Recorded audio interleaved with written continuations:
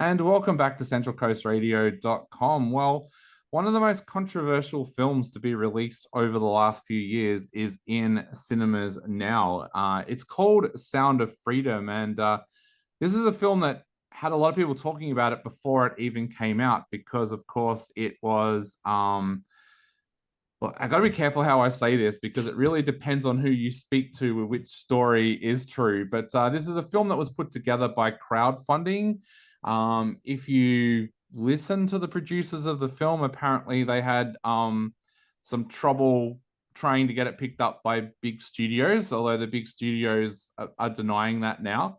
But yeah, it's an interesting film, but basically it centers around a character that is a special agent, Tim Ballard, played by Jim, and I hope I get this surname right. I always stumble on this surname, but Caviezel. Mhm.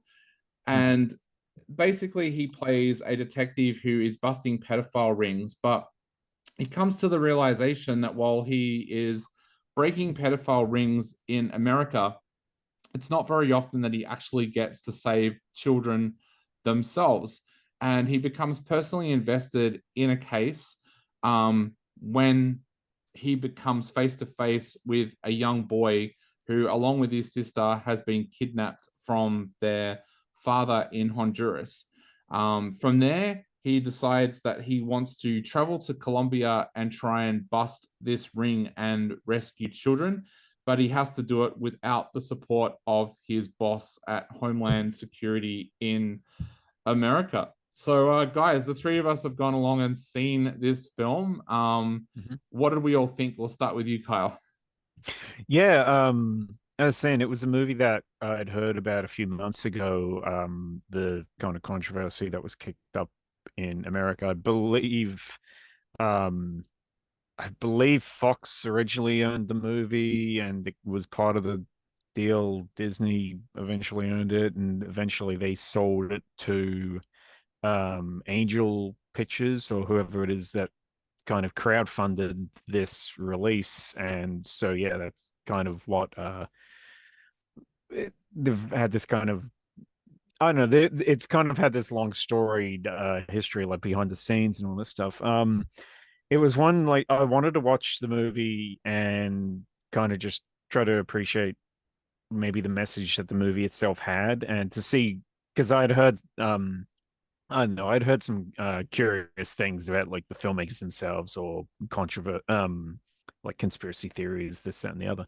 And I just kind of wanted to see what the movie itself was like. Um, and I mean, I'm kind of disappointed that kind of the this like child slavery issue has kind of become something of like a left right like pissing contest. Because I think the message at the heart of this film is kind of it's important for them. It was important for them to kind of raise awareness to these crimes that were happening across the globe. Um, the It really is kind of a hard movie, I think, to watch, just for the themes that it goes into, and it's really dark subject material, and it's something that I think you really need to be in kind of the right headspace to watch. I think that the performances throughout it were really good. Most of the most of the adult characters in it, Jim Caviezel and the other uh, kind of character that he joins up with, the ex uh, drug kind of guy that he joins up with, called Vampiro, played by Bill Camp. They are mostly subdued until there's parts in the movie where their emotions really come out. But something that I thought that the two main child actors in the film. One of them playing uh, one of them playing the character Rocio, uh, which is played by Crystal Aparicio. She was really good, but because she's actually missing for most of the film, I think early on, much of the heavy lifting is done by um, uh, much younger actor called Lucas Avelia, who played the character Miguel. Um, just how it's the stuff that this kid's been through and how really heartbreaking it is to see like this little kid basically these like really just inhuman things and being experienced through the eyes of somebody so young who just doesn't understand at all what is going on and what's happening to them. Yeah, it was really it's all that kind of stuff. It was really, really hard to watch. Um, I do think at some points I think that the movie it's a little bit too self-aware of like the gravity of its message. The director I think sometimes lets their his intentions of really instilling kind of feelings of revulsion and also sadness in the audience can be a little bit heavy-handed at times. But at the same time, I don't think that the movie feels cheap in doing that because this isn't really an action thriller or some kind of movie like that. It's much more a movie like The Road than it is something like Rambo or Taken. Yeah, there's And no so Liam Neeson jumping out here. yeah, exactly. Like especially well, really kind of towards the end of the film, in the final act of the film, it kind of goes a little bit the tone of the film kind of shifts a little bit, and that's actually part of the story that even the supposed like the true story that was kind of much more fictionalized for the movie, and sadly it kind of feels it. Um, but for the most part, it feels like a very different type of movie than this, and so it feels like a very emotional movie, something much like yeah, something kind of like um Schindler's List or those kind of movies, not an action film, not a thriller, but something that's really a much more of a kick to your feelings and emotions than anything else. But at the same time, I was also really appreciative that the filmmakers didn't cross any lines in dealing with subject material. I feel while I say that it's really effective and it's really powerful and really disturbing to watch. It's not disturbing in a way of the film itself having any kind of uh, child exploitation of its own, which I think some filmmakers unfortunately do go there. This movie, a lot of it's kind of left up to the imagination, but at the same time, it's crystal clear what they're implying, Yep. and the impact of it isn't lessened by the fact that they're not gratuitous and they're not graphic with with the with portrayals of such kind of atrocities. But yeah, I think it's one of those movies that I do think it's worth seeing on the big screen in a cinema. Well, not on the big screen. It's worth seeing in a cinema um, for the same thing as like the movie The Nightingale was, where it's actually kind of uncomfortable to watch in a cinema. You can't look on your phone, you can't pause the movie. It's something that you're kind of forced to just sit there and experience, even though it's like kind of everything that it throws at you. And like, yeah, you can't kind of pull away from it or you can't look away from it because that's kind of what we've been doing with these kind of like human rights violations for such a long time. And the movie kind of makes a point of that as well, that yeah, that's easier to just kind of look away because it's so horrible. And yeah, so I think that the movie did it's a really powerful movie. It's a really well put together movie. There is a bit of heavy handedness to it, but I am really glad that it's finally gotten kind of a cinematic release here. So I really, if enjoy it is the correct word to say, like I did kind of enjoy watching the movie. Yeah, I agree. I thought it was a great film. Mm, And I think that's one of the things that's kind of like left me in a weird space because it is a great film. And like I would put it up there with films like Beyond Borders and stuff like that, that explore stuff like this. But I think the film also shows sometimes why it can be dangerous to crowdfund because mm, anybody that makes a donation to a crowdfunded film can list themselves as a producer.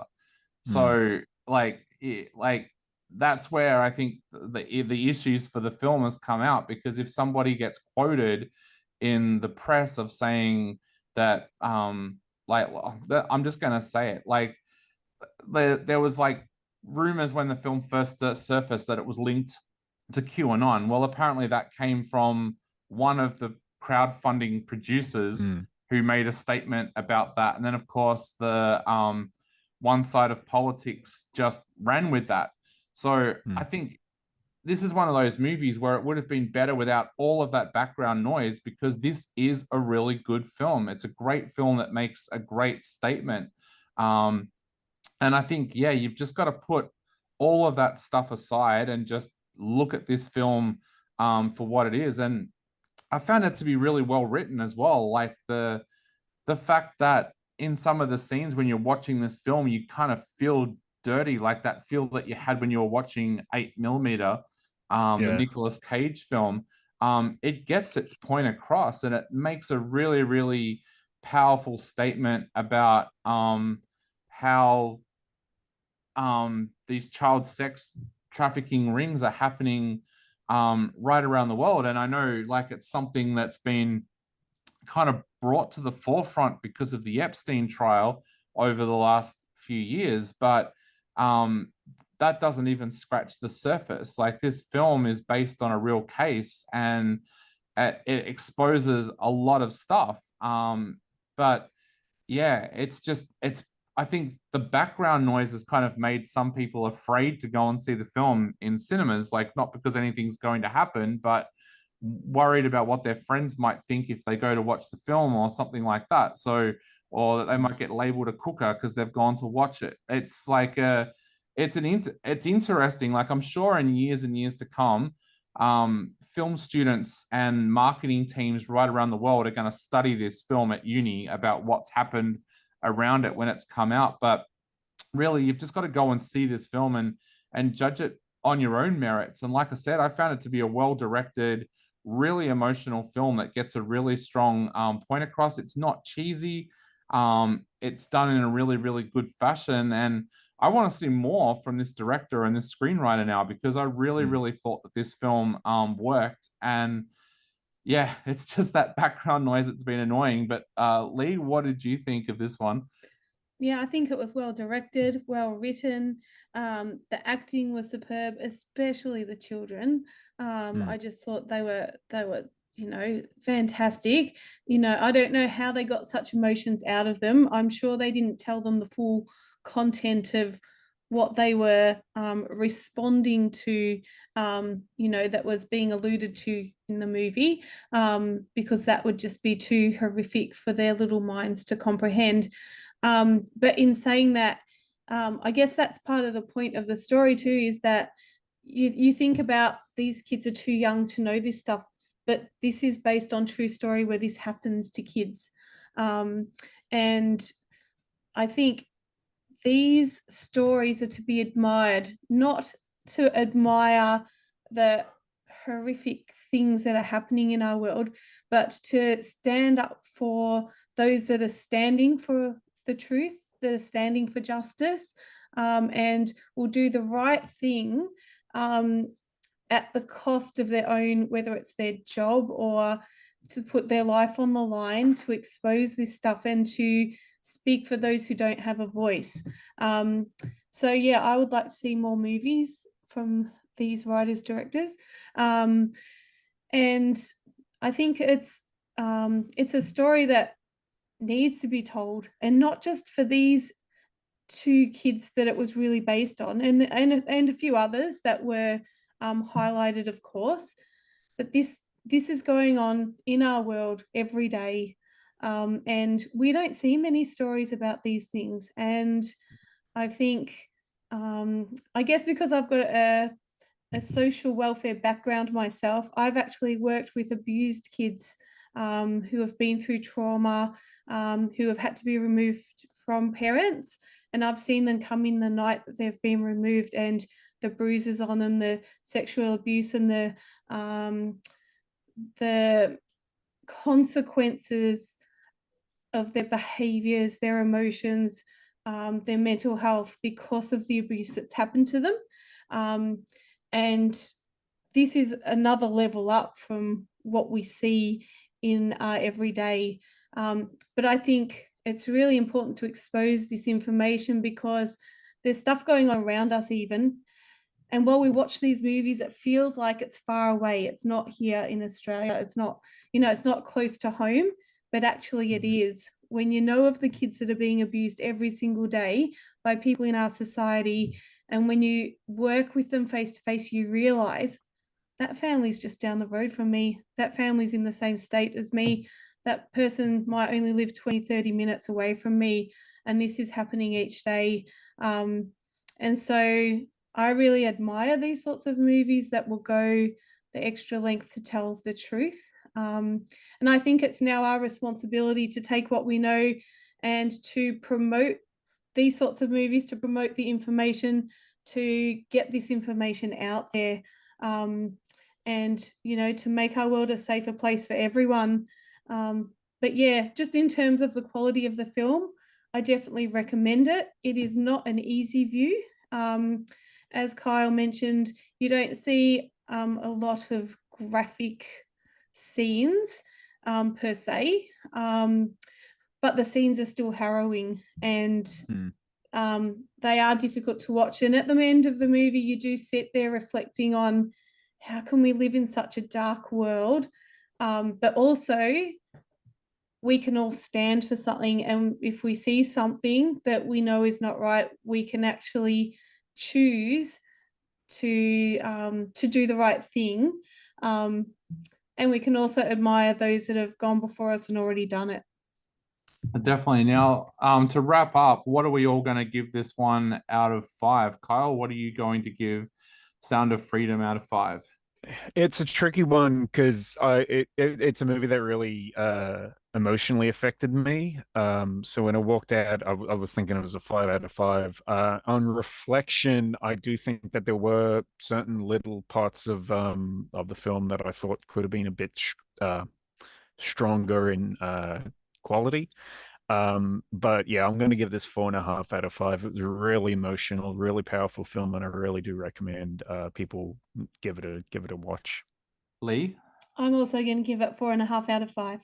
Yeah, I'm giving it 4 out of 5 as well. I think people out there, like I said, just turn off the background noise about this film because it's not very often you get a film that's got a couple of hundred producers out there that can be making comments. So shut off the background noise, go along and check out the film and reflect on its message because it's a very, very strong message.